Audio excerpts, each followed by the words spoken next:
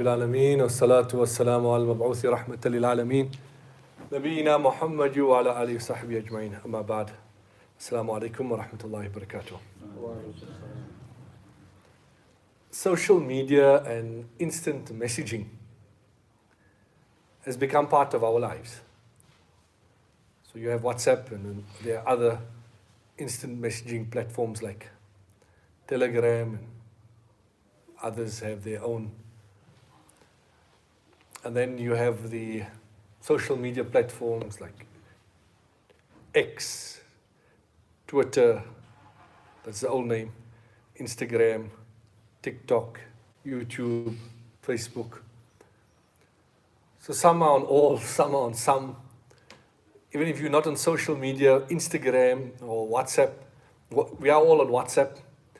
And WhatsApp in some way has become part of social media in terms of how it's used. People put up status, people share messages in groups. So how do we govern? How do we use these platforms? So the first thing when approaching any action is to reflect on your intention. What is the intention? Is it to fulfill the necessity of communication? Is it to promote good? Or is it just to idle away your time? And in some cases, is it to spread mischief? People anonymously post, gaslight people, provoke people. So is it to promote mischief? And that reminds us of the hadith of the Messenger sallallahu alaihi wasallam, innamal a'malu binniyat. That what is your intention? Have you even taken out time to think about it? That what is my intention? Do I even have an intention? Or it's just there, I'm just using it, that's it. So let us make a good intention so that we are able to get the benefit of the intention and that we are intentional in how we use it. That's the first point. The second point is, when you are using social media, Instagram, or it's instant messaging, the laws of the Sharia are always applicable. So we all know, وَلَا يَغْتَبْ بَعْضُكُمْ بَعْضًا. Do not backbite one another. We all know that يَا أَيُّهَا الَّذِينَ آمَنُوا لَا يَسْخَرْ قَوْمٌ مِّن قَوْمٍ. Do not mock, jeer, belittle any person. Do not carry tales. Watch your language. Do not engage in unfounded allegations. These are all common principles of the Sharia that we're all aware of. And it doesn't mean that while you meet people face to face, then you uphold these things, and then when you're behind the keyboard or behind the screen, then you become a keyboard warrior. So these basic instructions that we are fully aware of, it's also part of the instruction that we need to keep in mind when we are online. The third point is that when using any platform, whether it's YouTube or whether it's Instagram, it should never be that you neglect the noble Quran, that you neglect your salah, that you neglect your dhikr, that you neglect your duties to others, that you ignore people who are in front of you. You ignore visitors, you ignore family members. All your rights that you have, your duties, your responsibilities, that should be fulfilled under all circumstances. The fourth point is, there are forwarded messages that come around on WhatsApp in groups. Someone has a broadcast list, someone has a channel, they send it to you. So it looks good, so you just forward it. And that is unacceptable. You need to, at all times, verify authenticity of a Quranic verse, a hadith, a statement. And if you forward something that was incorrect and you just forward it because of continuing, then there's severe warnings.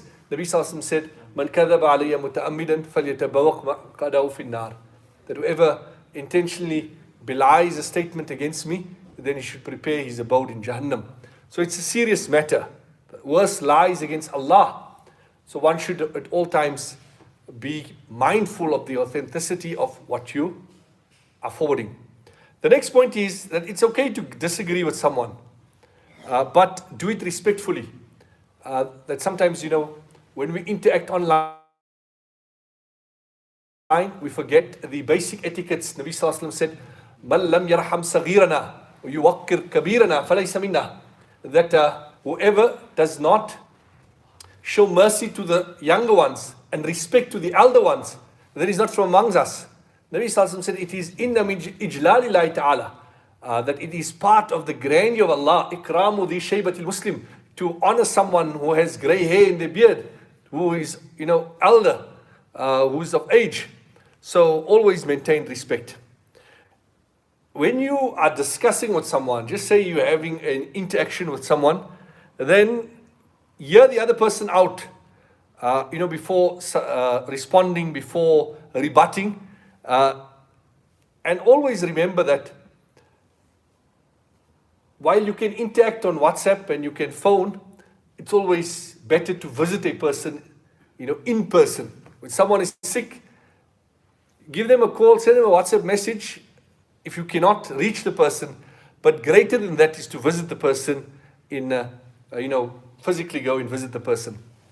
Another point of consideration is that some forums on Facebook groups where you have mixed groups where there's males and females and there's banter and there's laughter and jokes and all of that.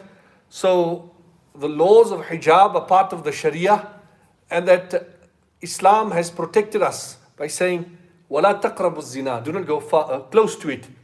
So wherever there's a possibility of fitna, we need to stay away from that. Where there's an opportunity for goodness, support it.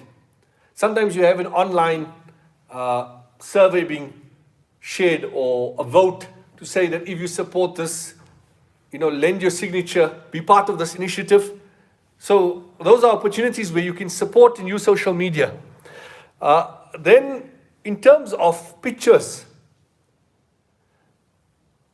while there's a difference and ulama have their differences on this particular issue, what we need to be careful of is not viewing the picture of the opposite gender, and also not exposing the aura and not sharing pictures that have that in it. That this is a grave matter. And much of what is online is very provocative, it is very tempting, and therefore one needs to be careful in that regard. When sending messages and when you're messaging someone, people have their phone on silent, some people don't.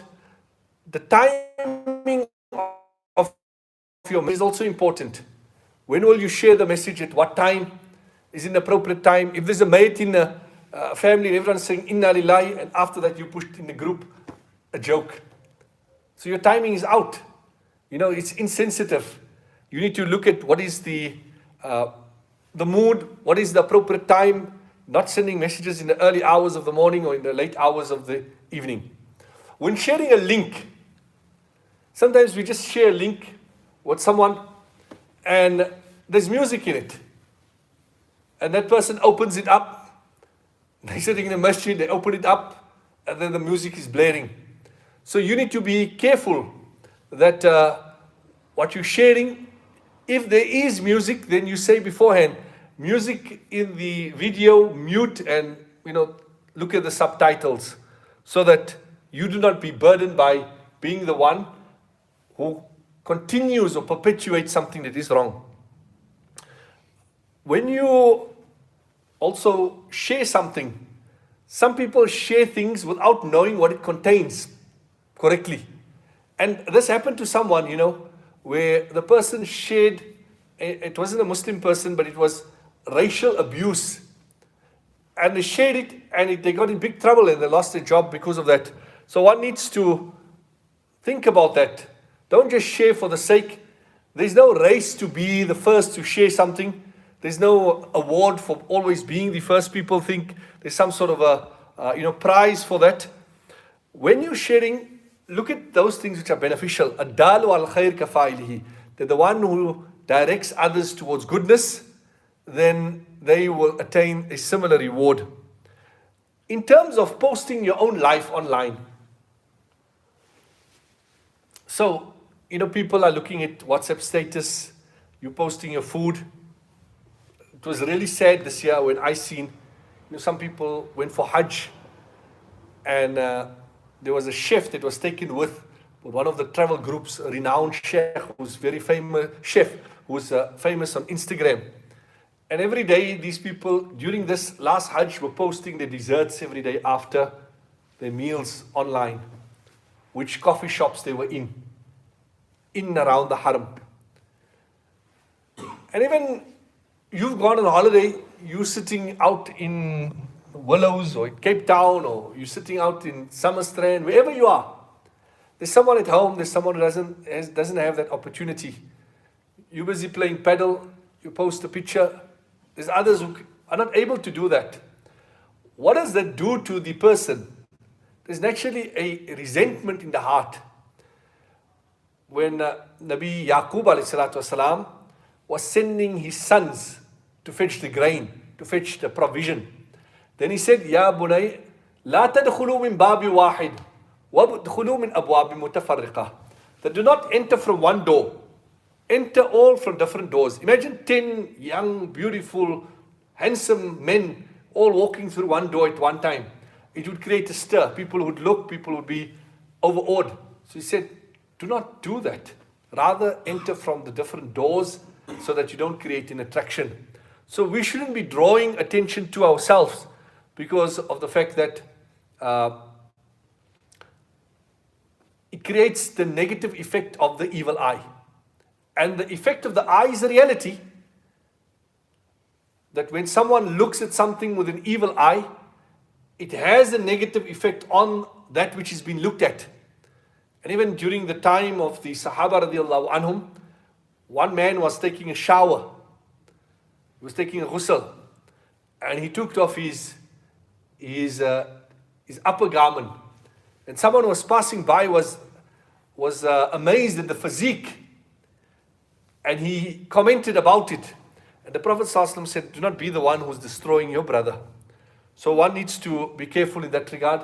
In terms of sharing humor, nothing should be blasphemous. There's no joking about religious matters. It needs to be within the boundaries of the Sharia. And in all, it can be used in a way to promote goodness, can be used in which a way that there'll be harm. We need to remember at all times, مَا يَلْفِظُ مِنْ قَوْلٍ إِلَّا لَدَيَّ رَقِيبٌ عَتِيدٌ. That with every statement, with every action, it is always a trail, a print, a footprint that you're leaving behind, and we will be answerable for that.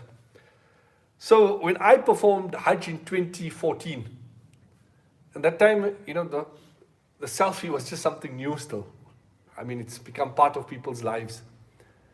So every year you find there's some video going around by someone with a jamarat. In the old days, the jamarat was like the most frightening aspect of Hajj because it was very congested and there was always stampedes and people would die on a yearly basis by the jamarat. Then about 2008, 2009, they built this big structure, and with good control, people are able to pass through the jamarat, the stoning of the shayateen, with great ease. Not much problems anymore. You go in, one-way traffic, and you go out. So this year there was someone who was throwing the stone with a paddle bat. That shows the global craze of paddle. And in 2014, there was someone that I had seen who was standing by the jamarat, and he took out his phone and was taking a selfie. And I was thinking to myself, now when he loads it up, how is he going to caption that? I took a selfie with shaitan.